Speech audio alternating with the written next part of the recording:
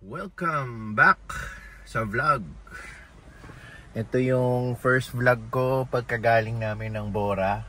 So, for how many days nakapag-rest tayo sa pagva-vlog. Marami kasi ako naging vlog sa Bora, kaya ayun, inuuna ko munang i-upload. Pero hindi naman tayo hindi naman tayo nakapag-skip sa mga araw na nag-a-upload tayo ng vlog. Tuloy-tuloy pa rin. Ang ano kasi natin every other day, yan, laging ganun yung pagpo-post natin ng vlog. So ngayon, ito yung first vlog na nakabalik na tayo dito sa Manila. And so far, after nung bagyong Juan, wala na naging bagyo. May paulan-ulan pero wala naman bagyo, which is typical naman dito sa Pilipinas. So right now, November 19, Wednesday, inaantay natin si Pixar lumabas sa kanyang school. Etong week na to, wala silang, anong tawag doon? Lesson sa school.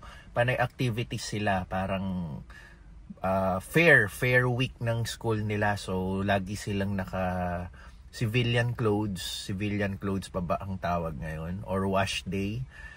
Buong week hindi sila naka-school uniform. So, suot lang nila yung mga designated Lasal shirts nila. And naka-jeans sila. So, yung training naman nila sa baseball, tuloy-tuloy pa rin. In fact, last weekend, meron silang game. Ayun, wag na natin tanong. Sige, sabihin na natin, talo sila. Pero again, paulit-ulit kong sinasabi, though gusto natin manalo sila, happy pa rin kami mga parents na nakikita namin yung mga anak namin na nag-e-enjoy sila sa kanilang pagbe-baseball, dahil yun, matindi yung bonding nilang mga baseball teammates. So, bago rin pala kami magbora, hindi ko pala na-share dito sa vlog, no? Nagkita kami ni Papa, lumuwas siya rito sa Manila, galing Bicol. Nakapagkwentuhan kami saglit, nagstay siya sa bahay ng kapatid ko. And then the following day, yun yung day na nagbora kami. Yun din yung day na pumunta ulit siya ng Taiwan. Kasi si Papa, back and forth naman siya sa Taipei and Pilipinas dahil retired na siya.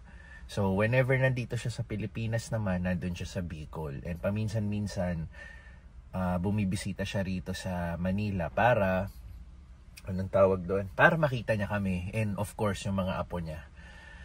So ayun, maraming naging ganap after namin magbora. So typical, back to normal tayo, nagsusundo tayo sa anak natin sa school, nag-aasikaso tayo. Si Teens balik din sa kanyang pagme-makeup. And then ano pa ba 'yon? Nagdi-deliver tayo ng itlog. And then this week resume na kami sa aming Ready Hit Go. Pa-flash ko na rin sa screen yung mga offerings namin for this week para may idea kayo. And then itong darating na weekend, back to pagdi-deliver.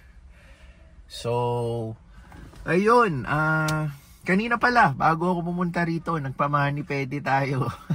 Dahil meron tayong gift certificate na kinonsume, no? Ginamit na natin dito lang sa Alabang West Parade. So, ayun, nagpamani pwede tayo.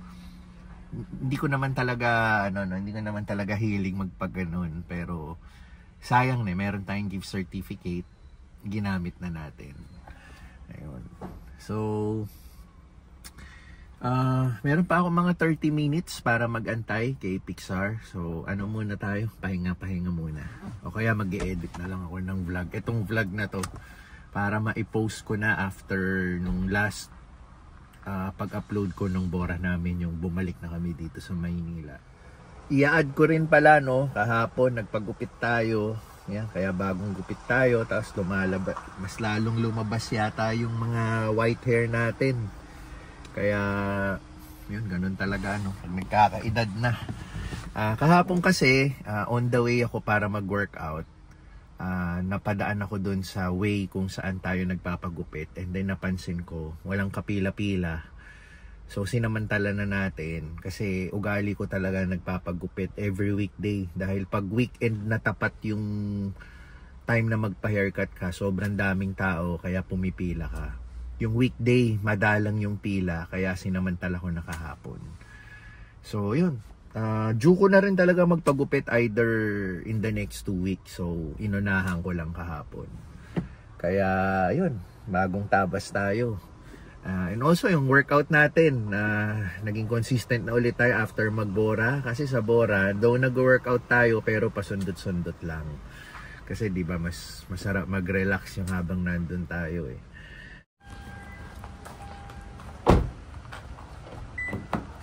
Susundo na tayo. Actually, 2:30 yung out ni Pixar pero 2:45 siya nagpapasundo. So, humingi siya ng extra 15 minutes para magpasundo kasi yun nga may activity sa school nila. Makikipagkita pa sa ibang mga kaibigan niya. So, ito. Jump pack ang ating parking. Hindi siya pangkaraniwan sa araw na to. Usually maraming bakante. Pero yun, punong-puno ngayon yung mga nagsusundo.